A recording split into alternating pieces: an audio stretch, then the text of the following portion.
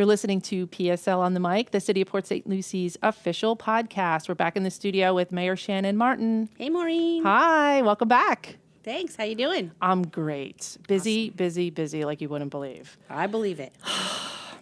So I'm going to bring this up, even though you probably don't want us to, but our mayor just saved a turtle on Port St. Lucie Boulevard. That's all I'm saying. See, y'all, we work really hard here. She just saved a turtle. Well, I could not watch that thing get smashed, so I had to do it. Well, yay. I'm so glad it was okay. So today's conversation is going to revolve around cheesecake. Sort of. Sort of. That's right. So we have a lot of restaurants coming into Port St. Lucie. Most notably was the Fresh Market, opened on September 13th in Tradition. We have Raising Cane's. I almost forgot about Raising Cane's out in St. Lucie West. And I believe there's a Dave & Buster's coming on Gatlin. There is. And to my surprise, because I'm so excited, I can have peanut butter chocolate chip waffles at the Waffle House. Yes. On Gatlin. So there's a ton of big national restaurants, stores coming to our area.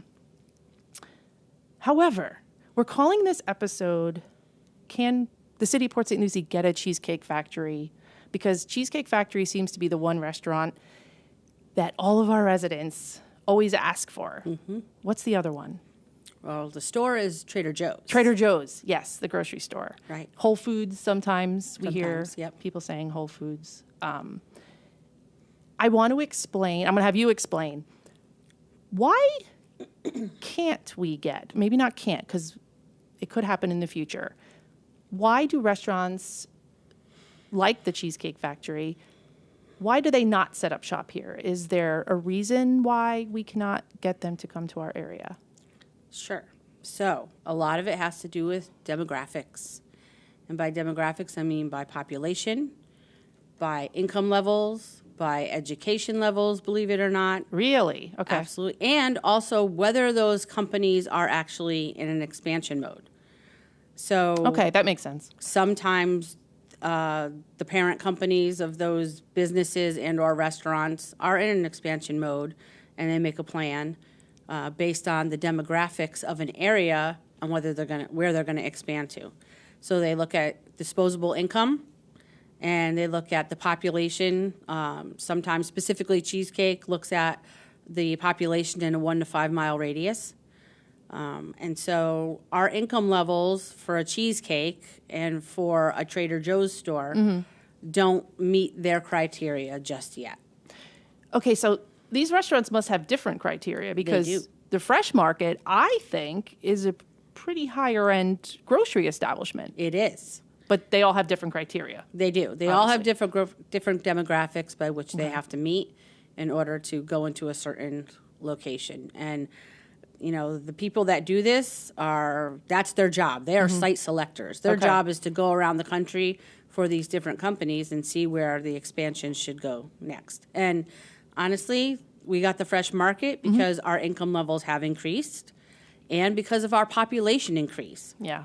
So for everyone that says, oh, there's too much growth, well, the flip to that is, well, if you want these stores to come here, we need the population levels to support the stores or the restaurants coming.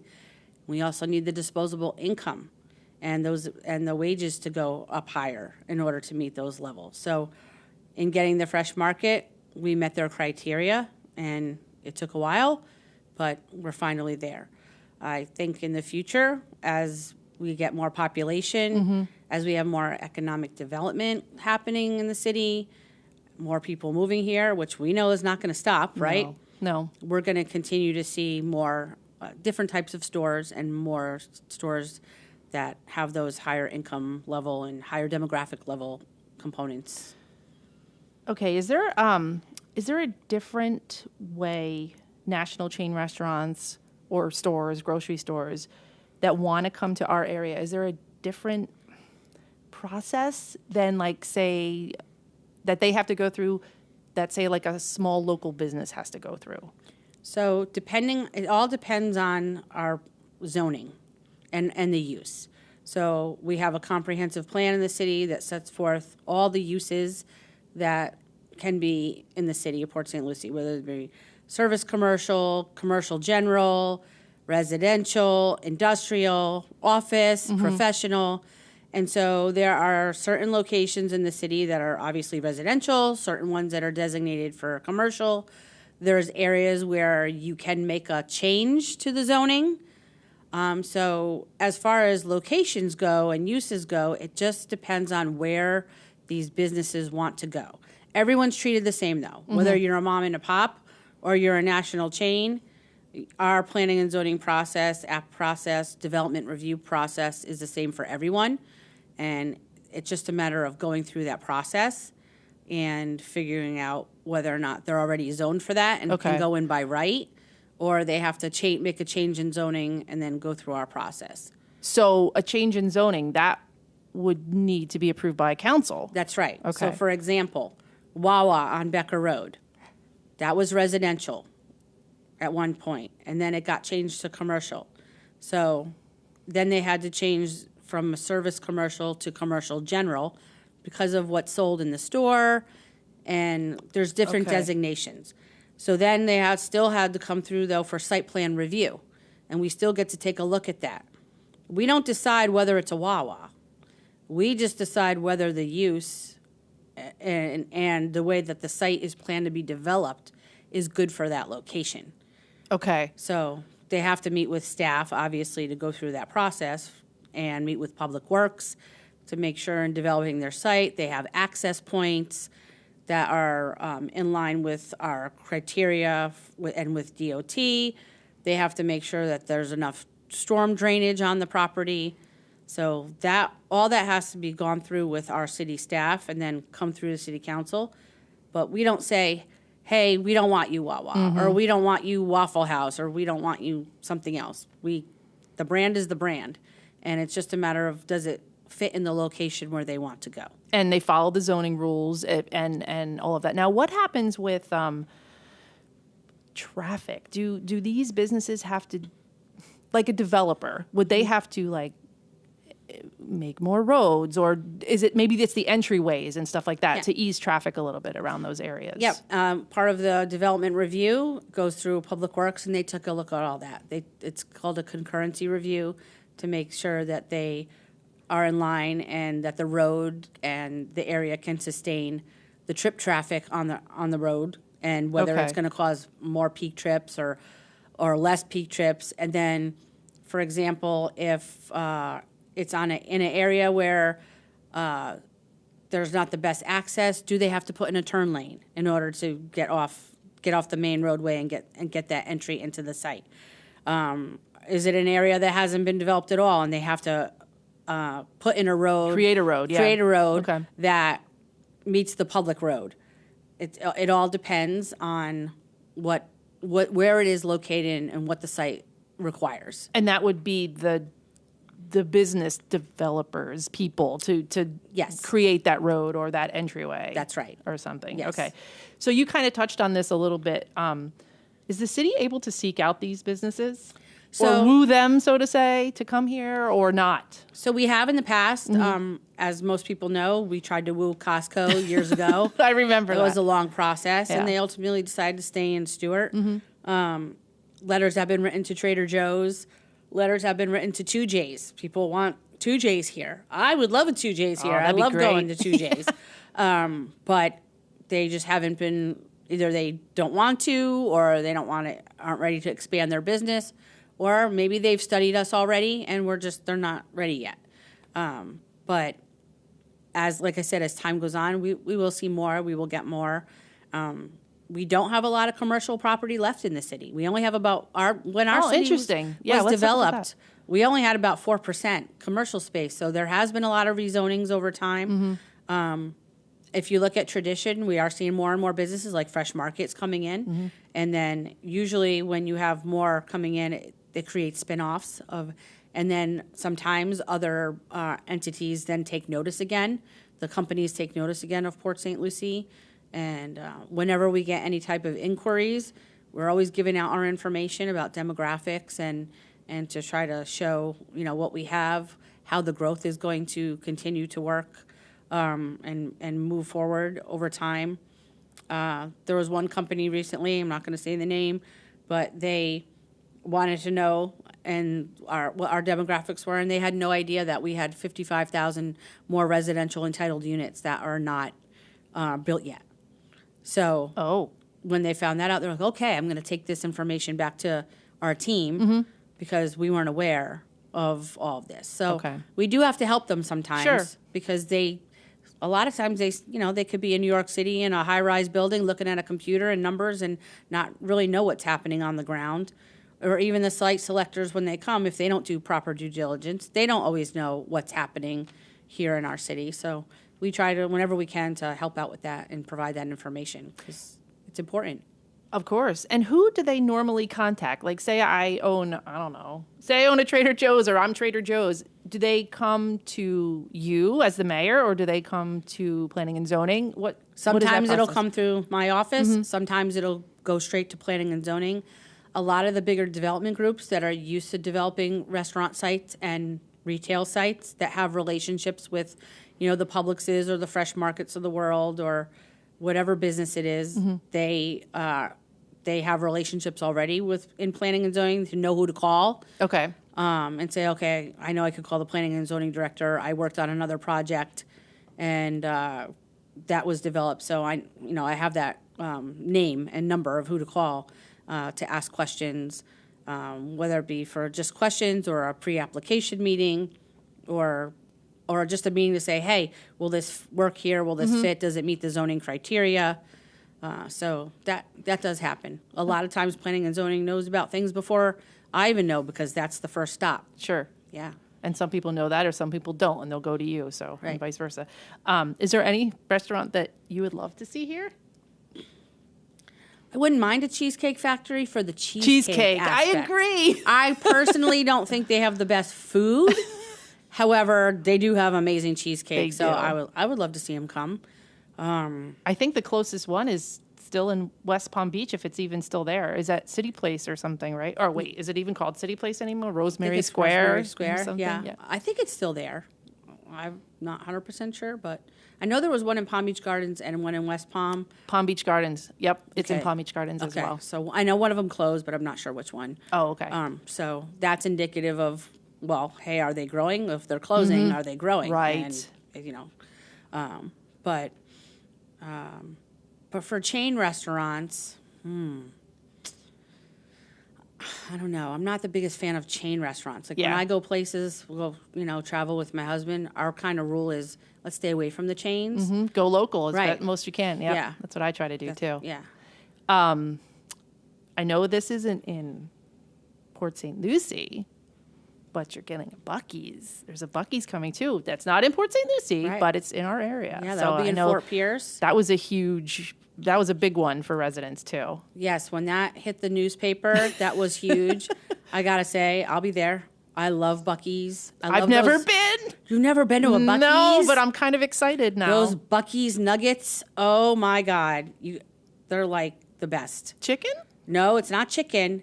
It's cheese puffs. Oh, okay. I'm there. You say cheese, I'm there. And they have white cheddar and regular, and the white cheddar is to die for. Okay. And they have amazing brisket, and you could spend...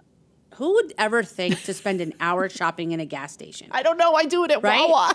You do it at Wawa, and that's such a small scale. I know. And this is like... Is it Buc-ee's kind of like a Cracker Barrel kind of? Like it's big, like... It's not a restaurant. It's more of like a gas station. It's a gas station with tons of food. You get brisket. They have a wall of jerky. It's like 30 feet long. I've heard about this infamous every kind wall of jerky you can imagine. Okay. I mean, they have bison jerky, turkey jerky, alligator jerky, all kinds of jerky. All right. And then they have their shopping area where you can get your novelty items and things like that. But you can literally spend hours in there. Wow. Yeah, sure. I'm a Jersey girl. I've been in Florida since, 20-something years. But Wawa is, we used to love, although I think Wawa's a Philly thing, but they were in New Jersey as well. And when the first Wawa came to Stewart, I loved it. So this will be Buc-ee's for everyone else. But the Wawa on Becker Road, people are excited about the Wawa on Becker Road. We do need the gas station down there. We need that service convenience down there. Right off 95, close to the Turnpike too. Is there anything that residents can do? Can they, like you said, they can write letters to chain restaurants or grocery stores that they want to try to come here, right? They can, and as a matter of fact, I believe it's Trader Joe's, that if you go on Trader Joe's website, they have a little area where you could say, where would you like to see us next? And you can go in and you can put in our location, say Port St. Lucie. I've seen social media posts about people telling other people to do that on that site. So I'm sure that other chains have that as well. I think that happened with White Castle. A few years ago. There's only a few White Castles in Florida. Right. I want to say they're up near Orlando area and a little bit north, but I think that happened. That's how White Castle. Sure. There was another White Castle in Florida. What am I missing here? This was going to be a pretty short podcast. I just wanted to touch on this because we've been getting all of these newer restaurants and ones that are coming, especially since the Fresh Market just opened and, Cheesecake Factory is what everybody wants. Did we miss anything? No, the only thing I want to point out, and it's important for people to know, and you realize it, but you don't realize it when it's happening, is that so you need that certain number of homes in order for those restaurants to come or stores to come. And commercial always follows residential. So you're always going to see the homes, tons of homes going in first, and then 2 to 3 years later, because a lot of these development sites have commercial pieces. So, for example, everyone knows who Mattamy is.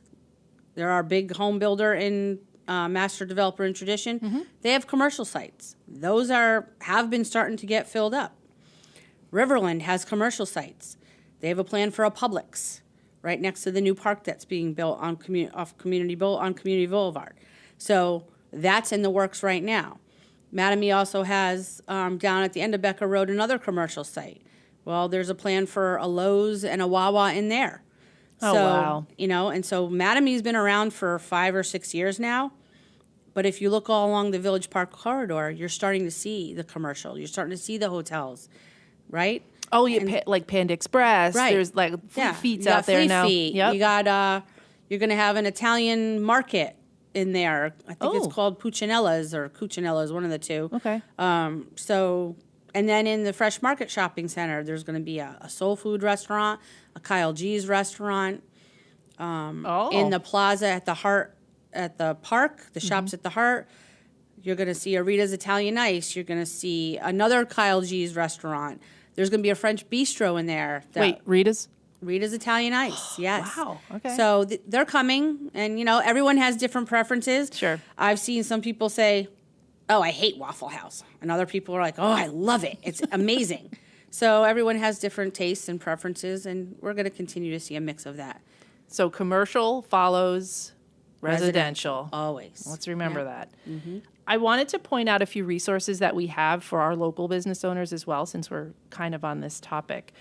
We have a tool called Open for Business that our Economic Development Administrator, Elijah Wooten, who's awesome, love you, Elijah. This business tool is powered by Blue Dot.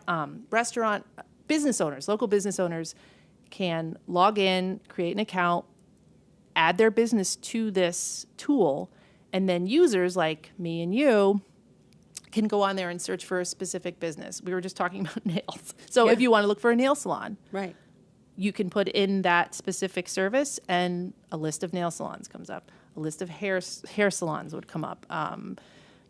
Children's clothing stores. So it's cityofpsl.com/open for business. It's a really, really great tool that we want our listeners to learn about. There's also before you sign the lease session, we have these quarterly sessions for people who want to open a business or businesses that are already open that maybe want to relocate. And it just talks about the city requirements, because it can be confusing to some people. There's actually a session on October 24th, but the deadline to register is today at 5 p.m. But don't worry, there's more. We have more sessions coming up next year. That is really important to talk about, because we have had so many business owners or new business owners that have wanted to start businesses, and they go and they sign a lease and all the time it happens that they have no idea what the requirements are in order for them to make get their business open, much less be successful just to get it open. And so that's why we did partner with the Chamber of Commerce and have Elijah work on this, because we want all the new proposed business owners to understand fully what they're getting into. A perfect example of that is our Cat Cafe that's coming. Should be open by the end of the year, the first one that Port St. Lucie will ever have. And when I met with the business owner, she was not aware of all the different things that had to be done, and also partnering not only with our team here to understand, but also, do you need some small business help from the Small Business Development Group out of IRSC? And what other resources may you need to help you get your business off the ground? So that has been very successful and has helped a lot of people in understanding what they need to do to get their doors open. Yeah, and you can, before you jump through all these hoops and maybe do something that you weren't supposed to do or you forgot something, take this session. There's 4 workshops. I want to say they're January, April, August, October, like just 4 times a year. But we post about it all the time on social media. We send out press releases. And I also want to talk about the coming soon page. We were just discussing this before we went on air. Right. It's cityofpsl.com/coming soon, and we provide information about all the upcoming development projects that have been approved by the site plan committee, planning and zoning and everything. It's been getting a ton of hits lately, according to our webmaster, probably because there's tons of development going on and lots of new businesses are coming into the city. So those are just a few of the resources that are available to our residents, our business owners here. Please take advantage. I'll put links in the description and check them out. We got fall events coming up too. Yes, very exciting time. Just went to Oktoberfest. We got poured on at the end of the event, but it was still really fun beforehand. We had 60 wiener dogs 60 dachshunds in the wiener dog race. Yeah. So fun. I live streamed it. It's on our Facebook page if you want to check it out. It's hilarious. But coming up, October 21st, we have 2 events. Well, one event combined from 2 events. It's now Harvest Hayride and Bonfire in the Preserve. It's out at McCarty Ranch. It's a huge deal. Everybody goes. It's very family friendly. This isn't have to do with fall, but we have the Household Hazardous Waste Collection Day as well on that same day in the morning. So drop off your hazardous waste at Public Works and then head out to the Bonfire Hayride. Before you sign the lease, I already mentioned that. And then Fall Fun Fest is October 27th through the 29th. It's 3 days at Mid-Florida Event Center, midway rides, trick-or-treating on Saturday, tons of bands and local dancers and things like that. So just check our calendar too, cityofpsl.com. Everything is there. Season is here, Mayor. Yes.